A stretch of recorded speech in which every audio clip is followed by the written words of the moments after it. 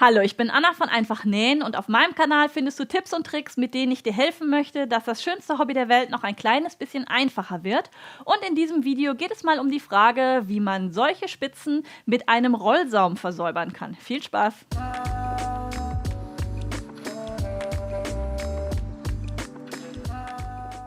Vor ein paar Videos habe ich dir gezeigt, wie man aus wenig Stoff so ein großes XXL Dreieckstuch nähen kann.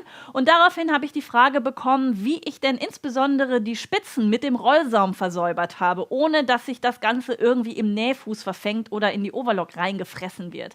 Und genau das zeige ich dir jetzt Schritt für Schritt und wie gesagt nicht an der Nähmaschine, dort kannst du zum Beispiel den Rollsaumfuß nehmen, sondern mit der Overlock. Und wenn dich das Thema Overlockmaschine generell interessiert, dann schau dich doch mal auf meiner Website um, denn dort findest du einen ausführlichen Online-Nähkurs, wo ich dir alle Tipps und Tricks zur Overlock verrate, wie man sie einfädelt, wie man damit näht und was die Overlock-Maschine sonst noch so alles kann. Aber jetzt geht es erstmal an den Rollsaum und die Ecken. Viel Spaß dabei! Nachdem ich die Overlock eingefädelt habe, habe ich zunächst einmal etwas Faden hinten rausgenäht zu dieser Kette und die lege ich jetzt mir nach hinten, damit ich nämlich an dieser Stelle gleich den Stoff aus der Maschine herausziehen kann. Jetzt nehme ich die Spitze von meinem Dreieckstuch und lege sie so hin, dass der erste Stich oben in die Stoffspitze geht, halte hinten mit der linken Hand an dem Fadenraupenende fest und ziehe daran die Spitze von meinem Tuch hinten unter dem Nähfuß heraus, bis der Stoff komplett von dem Transporteur gegriffen und nach hinten automatisch wegtransportiert wird. Wenn ich am anderen Ende angekommen bin, dann nähe ich einfach aus dem Stoff raus und lasse auch hinten wieder etwas Fadenraupe überstehen, schneide das dort dann ab und lege auch hier wieder meine Spitze direkt unter den Nähfuß, sodass der erste Stich vorne in den Stoff geht. Das Ende von meiner vorherigen Fadenraupe bzw. dem Rollsaum wird dadurch übernäht und kann sich an dieser Stelle nicht mehr auflösen.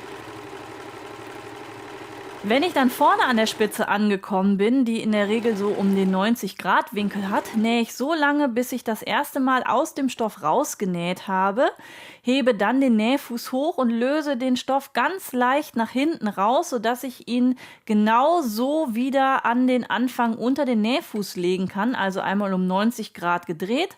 Und dann kann ich meine Naht fortsetzen, ohne an der Stelle vorher das Garn durchgeschnitten zu haben, sodass an dieser Stelle sich später der Rollsaum auch nicht auflösen kann.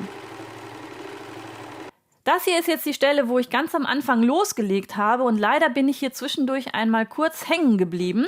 Das ist aber gar nicht so das große Drama, denn jetzt schneide ich mir mit der Overlock genau diese beschädigte Stelle mit ab und gehe hier am Ende einmal drüber, sodass auch dort der Anfang vom Rollsaum wieder schön mit vernäht ist. Ich hier nur noch die Fadenraupe abschneiden muss und an der Stelle dann eine saubere Spitze habe. Ich wünsche dir jetzt ganz viel Spaß beim Nachmachen und bis zum nächsten Video alles Gute. Ciao!